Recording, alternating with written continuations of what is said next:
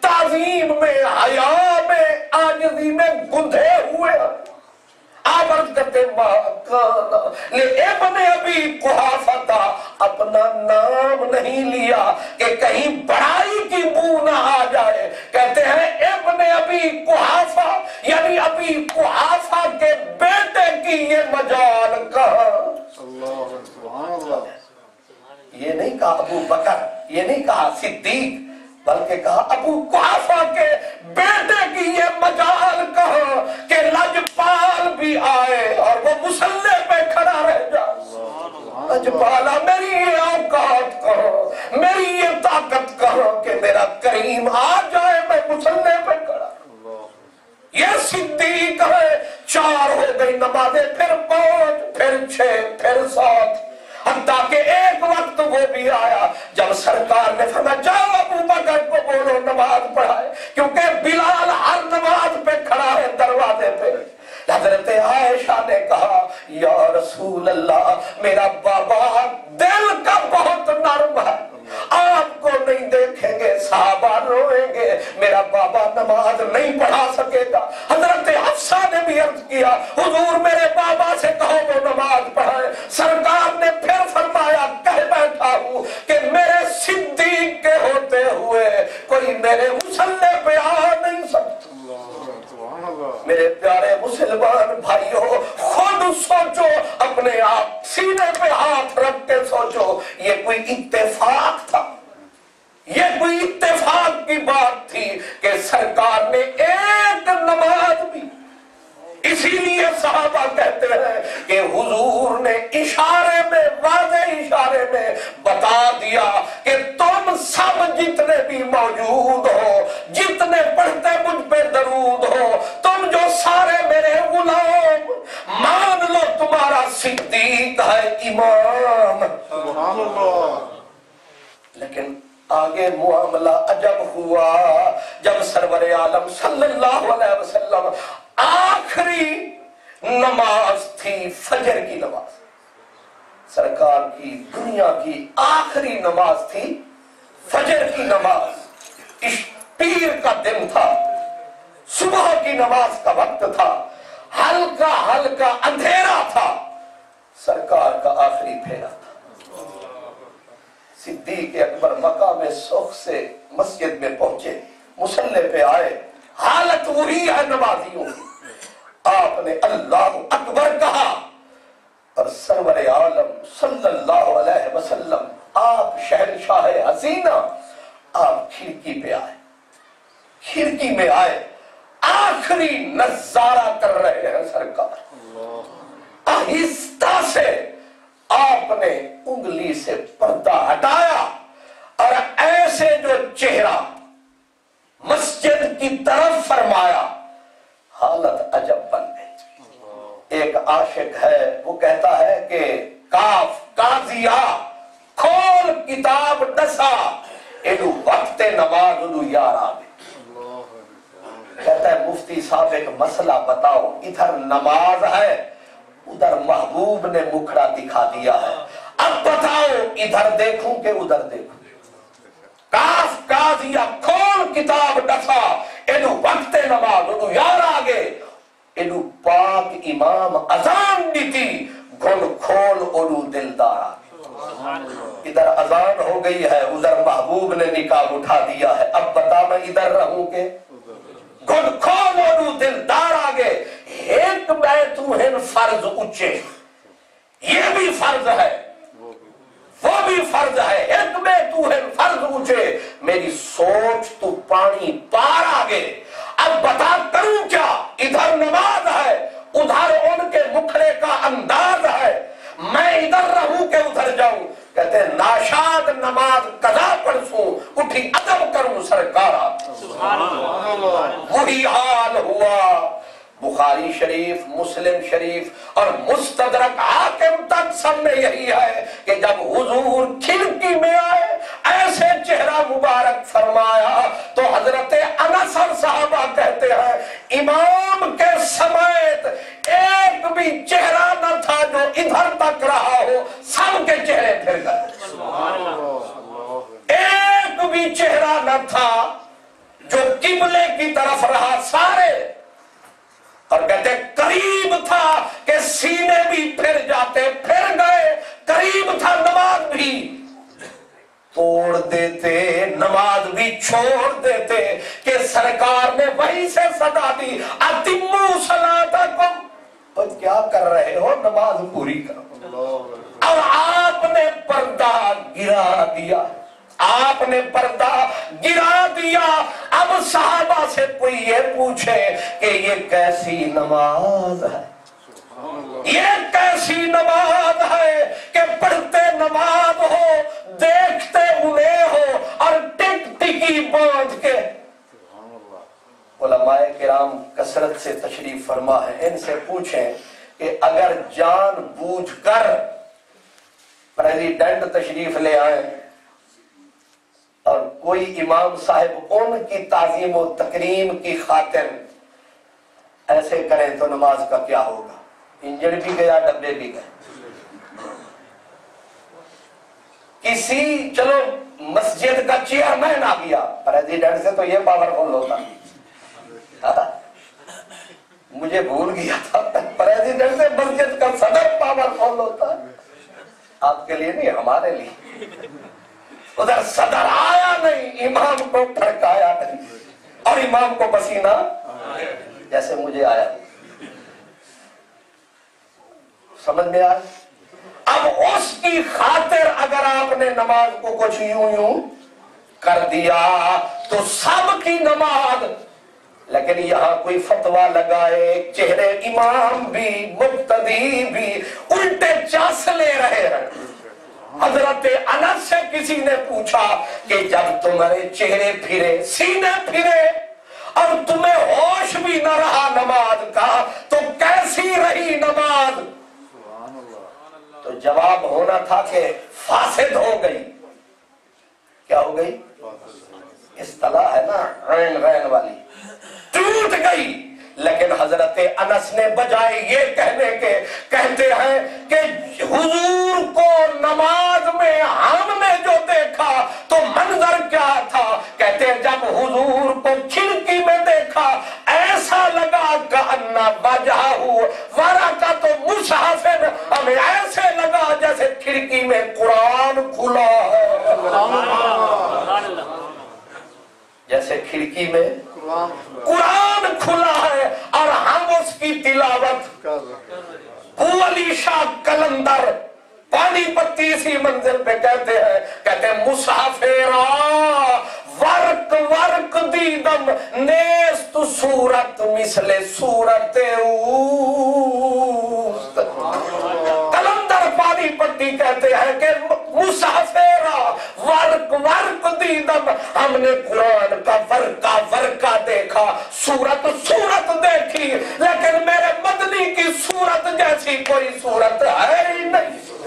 اس صورت نو میں جانا کھا، جانے کے جانے جہان آکھا، سچ آکھت رب دی شان آکھا، جس شان تو شانہ سب بڑھیا۔ اس ساری تمہید سے مقصود یہ کہہ رہا کہ سرور عالم صلی اللہ علیہ وسلم نے آج دنیا سے سفر فرمایا۔ اس منزل پہ میں یہ بات عرض نہ کر سکوں گا، آپ سن نہ سکیں گے، وقت کے دامن میں اتنی گنجائش نہیں۔ بس اسی منزل پہ جب سرکار نے مکھ موڑا، پیر کا دن تھا، حضور نے آخری جملہ بولا الصلاۃ وما ملکت ایمانکم، اور آخر میں جملہ تھا کہ رفیق اعلیٰ کی ہمیں آس ہے، ہمیں ہمارے رب سے پیار ہے، ہمارا من اسی کے لیے بے قرار ہے۔ یہاں تک کہ جب یہ کہتے ہوئے سرکار کا سر مبارک ڈھلکا، اسرائیل کی چیخیں نکل گئی، اسرائیل روتا ہوا اٹھا وہاں سے، اس نے کہا واہ سونا محمد، ہم بھی روتے ہوئے جا رہے ہیں، جو لے کے جا رہے ہیں وہ رو رہے ہیں، باقی صحابہ کا حال کیا ہوگا؟ کہتے ہیں اتنی شدت کی چیخیں بلند ہوئی، لگتا تھا چھتیں اڑ جائیں گی مدینے کی، دیواریں پھٹ جائیں گی مدینے شہر کی یہ عالم تھا، جانور سر ٹکراتے تھے دیواروں سے، کچھ صحابہ سن کے کہ سرکار چلے گئے وہ وہی مر گئے، جان نکل گئی، کچھ نے اپنے ہاتھ اٹھا کے آنکھوں میں رکھے اور کہنے لگے خدا بندہ ہمیں اندھا کر دے، کیونکہ جس نظارے کے لیے نظریں تھی جب نظارہ نہ رہا نظریں رکھ کے کیا کریں گے؟ دیدے دل بر ویکھن کار، رومی کشمیر کہتے ہیں دیدے دل بر ویکھن کار بن دل بر کیوں رکھا، جنہ اکھی یار نہ دسے بھٹ پئیاں وقت۔ صدیق نماز پڑھا کے گھر تشریف لے گئے تھے، دن چڑھا تھا، سرکار نے مکھ موڑا، قیامت ٹوٹی مدینے پہ، کائنات پہ۔ میں بتا رہا ہوں صحابہ کچھ بے ہوش، کچھ کو ہوش نہ رہا کہ وقت کیا، کچھ کو سلام دعا لینے دینے کا ہوش نہ رہا۔ حضرت عمر جیسا جری آدمی ہوش حواس کھو بیٹھا، حضرت عمر کو ہوش نہ رہا۔ ہوا کیا ہے؟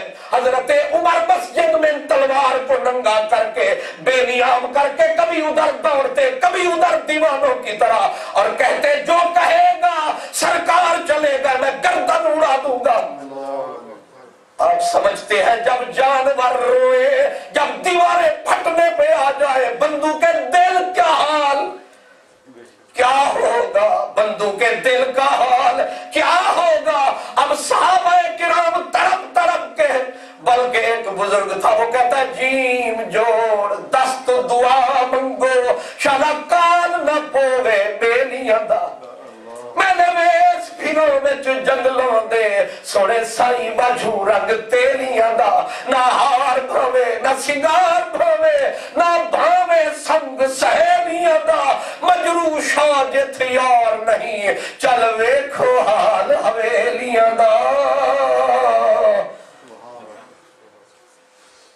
صدیق اکبر خبر ہوئی سرکار مکھ موڑ گئے، روتے روتے تڑپتے تڑپتے دوڑتے دوڑتے صدیق جب پہنچے مدینے میں سرکار کے حجرے کے قریب، صحابہ لپٹنے لگے، صدیق کی بھی حالت وہی تھی، سیدھے گئے سرکار کے حجرے میں، اب کچھ اور نہ بولا، سیدھے حضور کے مکھڑے پہ آپ نے اپنا رکھا منہ، لگے حضور کے ماتھے کو بوسے دینے، اور بوسے دے کے کہا لجپالا ایک ہی موت ہے دوسری اب نہیں آئے گی، اور اٹھے روتے ہوئے کہا واہ نبیہ واہ صفیہ واہ خلیلہ، جوڑی ساڈی رب تروڑی، جوڑی ساڈی رب تروڑی، دوش دیاں سر کس دے، تریا گھت فراق عمر دا جس بن گھڑی نہ بس دے، او جوڑی ساڈی رب تروڑی۔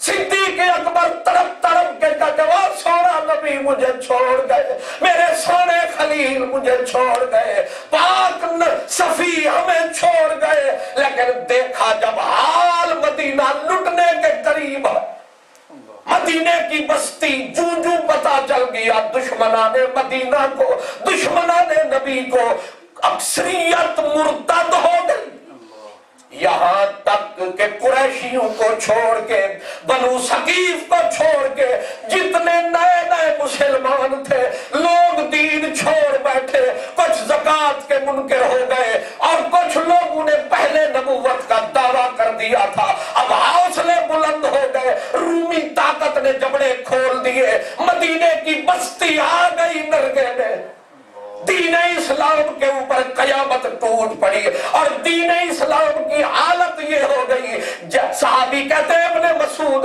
جیسے بھیڑ آ گئی ہو درندوں کے بھٹھ میں، اوپر برسات ہو، اجڑ سے دور ہو چکی ہو، چاروں طرف درندوں نے گھیر لیا ہو، اب اس بھیڑ کو بچا کون سکتا ہے؟ فرمایا یہی حال تھا حضور کی امت کا، نہ حضرت علی کو ہوش نہ حضرت عمر کو ہوش، کسی صحابی صحابی کو ہوش نہیں، کچھ دنیا سے چلے گئے، کچھ جنگلوں کو نکل گئے، کچھ دیواروں سے لپٹ کے روتے ہیں، کسی کو ہوش نہیں، اور مرتدوں نے مدینے کا گھیرا کر لیا کہ ایک رات میں مدینے پہ قبضہ کر دو، اسلام کو جڑوں سے اکھیڑ دو۔ اب کون ہے جو مدینہ سنبھالے؟ کون ہے جو کملی والے کے یاروں کو سنبھالے؟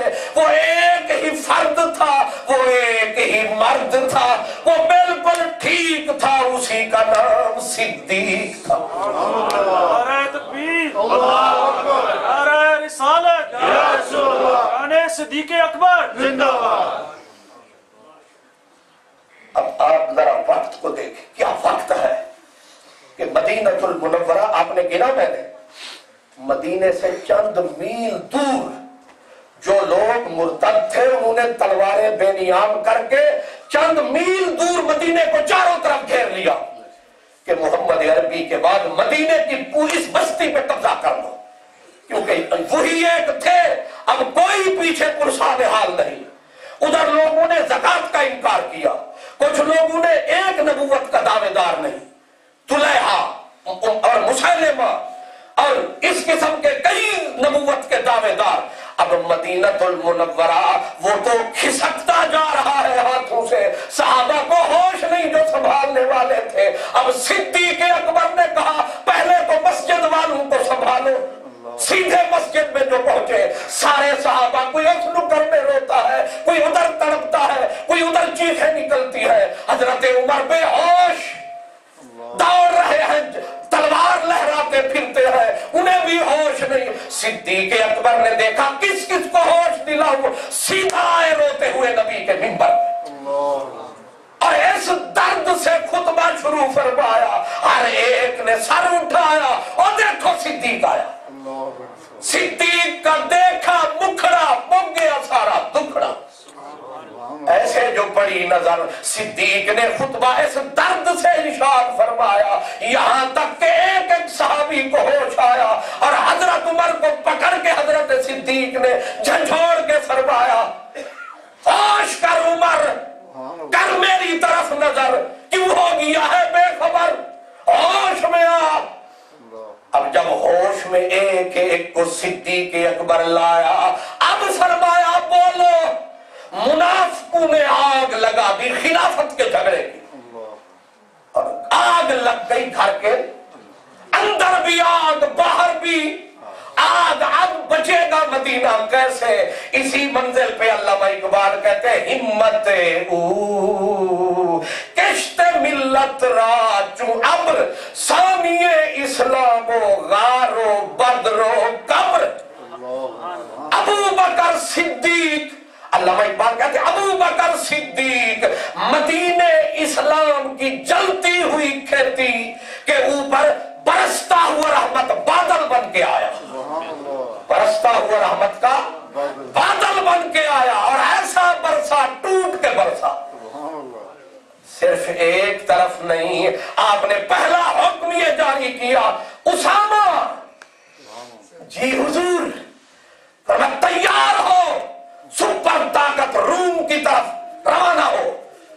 حضرت علی، حضرت عمر، حضرت عثمان، ابو بکر ہوش کا ہے، کیا کر رہا ہے؟ کل کی بات اور تھی، حضور تھے، آج سرکار ادھر جا رہے ہیں اور تو یہ فیصلے کر رہا ہے۔ صدیق اکبر نے کہا تم کیا چاہتے ہو؟ کہا وقت کا تقاضا ہے، اس لشکر کو روک، پہلے ادھر کے فتنوں سے نمٹ۔ صدیق اکبر کے برستے ہوئے آنسو، مچلتے ہوئے ہونٹ، لرزتی ہوئی زبان، فیصلہ صدیق نے کیا۔ فرمایا جس لشکر کو قبلی والے نے روانہ فرمایا ہے، صدیق کی بوٹیاں بھی کوئی نوچ کے لے جائے لشکر جائے گا۔ یہ صدیق ہے، معمولی بات ہے۔ لوگ فضائل پہ لڑ رہے ہیں لیکن حقیقت کی طرف تکتے نہیں۔ صدیق اکبر نے کہا چلو اسامہ۔ جب اسامہ چلے تو نظارہ کمال تھا، اس کو گھوڑے پہ سوار کیا، سالار بنایا، 18 سال کی عمر، مولا علی سپاہی ساتھ۔ حضرت عمر کو یہ کہہ کر واپس کیا، کہا اسامہ سالار محترم اگر اجازت ہو عمر کو رکھ لوں، مشکل وقت میں کام آئے گا۔ یہ सिद्दीक अकबर। अब फरमाया मदीनतुल मुनव्वरा को दुश्मनों ने घेर लिया। फरमाया बेशक घेर ले, लेकिन जब तक मेरी जान में जान है, मदीने की मिट्टी के जर्रे जर्रे पे कुर्बान है। माने इन्हें ज़कात, उन्होंने कहा ज़कात हम नहीं देते, ज़कात का इनकार है, बाकी सारे दीन का इकरार है। हजरत उमर ने कहा मान लो सिद्दीक, मान लो, वक्ती तौर पर मान लो। सैयदना सिद्दीक ने हजरत उमर को पकड़ा, फरमाया तुझे तेरी मां रोए, तुझे तेरी मां रोए। अजब्बारन फिल जाहिलियत, इस्लाम से पहले जाबिर था, अब आके कमजोर दिखाई देता है। हौसला कर उमर, करम मेरी तरफ नजर, अल्लाह अकबर, हुजूर के दीन को बदलने नहीं दूंगा, किसी की साजिश चलने। ये सिद्दीक है, ये सिद्दीक है। मियां साहब कहते हैं जेड़ा कम ना आवे दुनिया अंदर, औखे सौखे वेले उस बेफायदे संगी को लू बेहतर यार। ऐशो खुशियां मौजा अंदर, हर कोई यार कहां दा, संगी सो जो तंगी तक के बड़े पंझाल दुखां दा। ये सिद्दीक है, कितना मुश्किल घड़ी है, जान सूली पे चढ़ी है, नेज़े की अनी है, जान पे बनी है। लेकिन सिद्दीक अकबर ने निकाली तलवार और उठी सिदाकत की ललकार, और नारा वही था, फरमाया खबरदार हो जाओ, जिसने नमाज ज़कात में फर्क किया गर्दनें उड़ाऊंगा, अज़मत नबी के झंडे लहराऊंगा। जो फिरा उसी को फेर के लाया है, खिलाफत का झगड़ा भी मुकाया है, यहाँ तक के रब ने उस पे करम फरमाया है। सानिए इस्लामो गारो बदरो कब्र। वक्त के दामन में गुंजाइश नहीं है कि मैं तफसील से मुश्किलों उन मसाइल का जिक्र करूं जो उस वक्त आए। इतना समझिए कि हजरत आयशा कहती थी कि मेरे बाबा पर सरकार के बाद इतनी मुसीबतें गिरी, अगर एक मजबूत पहाड़ पे गिरती रेजा रेजा हो जाता। हजरत अली कहते थे कि अबू बकर तू वो मजबूत पहाड़ था दीन का जिसे कोई जलजला हिला न सका, तू वो दरख्त था इस्लाम का जिसे कोई आंधी तूफान हटा न सका।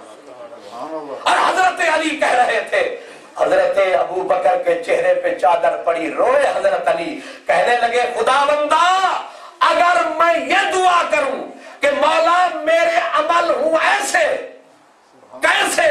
फरमाया जैसे इसके, अगर ऐसी मेरा अखीर, ऐसी मेरी अखीर हो, फिर जा रहा मदनी का वीर हो, लेकिन जैसे जा रहा ये फर्द है, ऐसे मेरे अमल हूं तो मैं फख्र से जाऊंगा कि मैं कमा के जा रहा। सिद्दीक अकबर, बाकी तो सब आप सुनते रहते हैं, लेकिन इस मंजिल पे जब भी कोई मुश्किल वक्त आया है, उम्मत की कश्ती को सिद्दीक ने ही बचाया है। इसीलिए उसने ये सुख जो पाया है कि सानिए इस्लामो गारो बदरो कब्र, सिर्फ कब्र नहीं, फरमाया यौम हाशर जब आएगा, क़यामत का वक्त जब आएगा, इज़राइल, इसराफील, मिकाईल, सारी कायनात मिट्टी में पड़ी होगी। सरकार फरमाते अल्लाह के हुक्म से ये फरिश्ते सीधे आएंगे मदीने, सीधे आएंगे मेरे मजार पे, और अना अव्वलु मन तनशक्कु अन्हुल अर्द, पूरी कायनात से पहले मैं मोहम्मद अरबी अपने मजार से उठूंगा। सरकार कल्लम कर ले,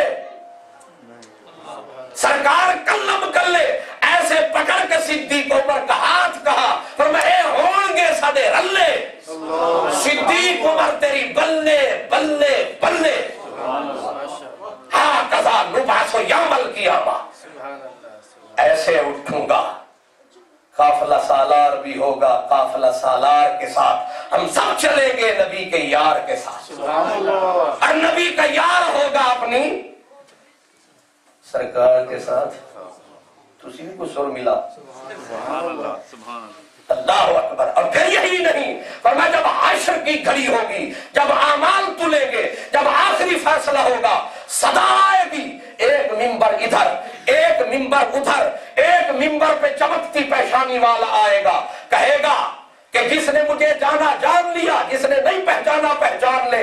آنا رضوان، میں جنت کا داروغہ ہوں، میں جنت کا داروغہ رضوان ہوں. ان اللہ امرنی، مجھے رب نے حکم کیا ہے، ان ادفع مفاتیح الجنہ الی محمد، کہ میں جنت کی چابیاں محمد عربی کے حوالے کر دوں. ادھر سے فرشتہ اٹھے گا، منبر پہ آئے گا، کہے گا مجھے پہچان لو، میرا نام مالک ہے، میں داروغہ دوزخ ہوں. ان اللہ قد امرنی ان ادفع مفاتیح جہنم الی محمد، کہ میں جہنم کی چابیاں محمد عربی کے حوالے کر دوں. اب چابیاں جس کے پاس، وہی اسی کے پاس ہوگا تالا، وہ ہے کملین والا. تو سمجھو کچھ تم بھی شالا. چابیاں جنت جہنم کی حضور کی طرف. اب اگلا آرڈر فرمایا، ہمیں رب نے تو یہ کہا کہ جنت دوزخ کی چابیاں مدنی کے حوالے کر دو، پر مدنی نے آرڈر دیا ہے یہ ساری چابیاں میرے صدیق کے حوالے کر دو. اب کدھر جانا ہے؟ ادھر ہی جانا ہے. اللہ اکبر. باقی جو موضوع رہ گیا ہے اس کو کل مسجد بلال میں نبھانا ہے انشاءاللہ تعالی، اور باقی جو بچے گا اس کو پھر یہاں جمعے پہ پورا فرمانا ہے. پتہ نہیں آپ نے آنا ہے کہ نہیں آنا ہے. اللہ اکبر. لیکن بیچ میں اپنا بھی آپ کو ایک پیغام سنانا ہے. میرا پیغام یہ ہے کہ صدیق اکبر نے جس جھنڈے کو اٹھایا، جو دین بچایا، وہ پھر چلتا چلتا شان کے ساتھ ہم تک آیا ہے. یہ وہی سرمایہ ہے جو صدیق نے بچایا، ہم نے اسی کا بچا ہوا کھایا. گزارش یہ ہے، ہر بندے کی ڈیوٹی ہے. صدیق اکبر کو جو رب نے دیا اس نے تو اس میں کچھ بھی نہ بچایا، اپنے سر کی دستار سے لے کر اپنے گریباں کی دھجی اتار ہر چیز انہوں نے لگا دی. لیکن ہمیں یہ حکم ملا جو جس کے پاس ہو وہ لگائے. مثلا میرے پاس اگر 4 لفظ ہیں میں وہ خرچ کروں، آپ کے پاس 4 ٹکے ہیں آپ وہ خرچ کریں. جس کے پاس کوئی جوانی کی طاقت ہے وہ لگائے. ہر بندہ اپنی اپنی ڈیوٹی نبھائے گا تو سکون سے قبر میں جائے گا. اب میں نے تو اپنا دکھڑا آپ کو سنانا ہے کہ میں نے بھی آخر ایک دن واپس، من لو نا جلدی یا بدیر، لیکن آپ کو میں نے پہلے ساری بپتا سنا جو دی ہے. اس گلشندہ حال کی دساں جس دا ٹر گیا مالی، پھل بوٹے کملا جان دینے جے نہ ہوئے رکھوالی. تے جدوں دا نسیا لاہور تو مالی، تو وہاں کے جو وہ باغ ہے وہ صدا دے رہا ہے. اور ہم نے وہ جو مسجد مدرسہ بنایا انہوں نے مجھے پیغام بھجوایا کہ یا آپ آتے یا خرچہ بھجوا. اب میں نے سوچا میں کیا کروں، تو قاری صاحب نے گردن پہ ہاتھ دھر دیا. انہوں نے کہا اتنی جلدی نہ کر، پہلے 9:30 موقع. تو میں نے کہا پھر میں کچھ عرض کروں گا، شاید میری کوئی بات سن لے. بات فقط اتنی ہے کہ ہمارے حسن قریشی صاحب تشریف لے گئے. انہوں نے تجویز دی، انہوں نے کہا کہ 5 2 روپے جو ہے نا تو مانگ، زیادہ تجھے دے گا کوئی نہیں کیونکہ اتنے والا تیرا منہ نہیں. 2 روپے تجھے دے دیں گے. تو ان کو کہے تجھے مہینے 2 روپے 4 ہو سکتا ہے کوئی دے دے بے شمار، لیکن اتنی کی تو میں یہ امید رکھتا ہوں کہ ہم وہ مہینے منتھلی کارڈ جو ہے میری جیب میں بھی ہے، اور میں نے حسن قریشی صاحب کو بھی کہا، قاری صاحب بھی ہیں. اگر آپ میرے ساتھ مہربانی فرمائیں گے میں آپ کا شکر گزار ہوں گا، نہیں فرمائیں گے تو دعائیں پھر بھی آپ کو دوں گا. جس آدمی کو مسجد شریف بھی بن رہی ہے، اب ظاہر ہے کہ ایک مسلح کی جو خیر سے ہے وہ لاگت وہ ہے پاکستان کے 25,000. یہاں کا حساب آپ خود کر لینا. ادھر بھی توجہ فرمانی ہے، مدرسے کی طرف بھی. اتنا مختصر پیغام، لیکن آخر میں یہ کہ جن ہمارے دوستوں نے، جس ہمارے بھائی نے، باقی سب نے حصہ ملایا ہے، حصہ بقدر جسہ سب نے ملایا. جو تشریف لایا اس کا بھی حصہ ہے، جس نے کچھ سنا ان کا بھی حصہ ہے. لیکن جس دوست نے یہ آپ کے لیے کلام کا بندوبست ہماری مسجد والوں نے فرمایا، توام کا بندوبست ہمارے چودھری سجاد صاحب نے، لیکن ایصال ثواب نام ہے سرکار کا، نام پروردگار کا، نام نبی کے یار کا، نام سب صحابہ کا، سب اہل بیت کا، لیکن اس کا ثواب تمام اہل ایمان کو عام، اس ہمارے بھائی کے والدین کو خاص، والد صاحب اور ان کے دیگر جتنا جناب چودھری سجاد صاحب اکثر یہ مہربانی فرماتے ہیں، اکثر یہ پیار کا اظہار فرماتے ہیں۔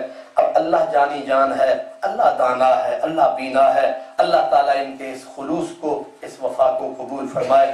اللہ اپنی شان کے مطابق تمام اہل ایمان جو گزر گئے ان کی روح کو اس کا ثواب ایصال فرمائے۔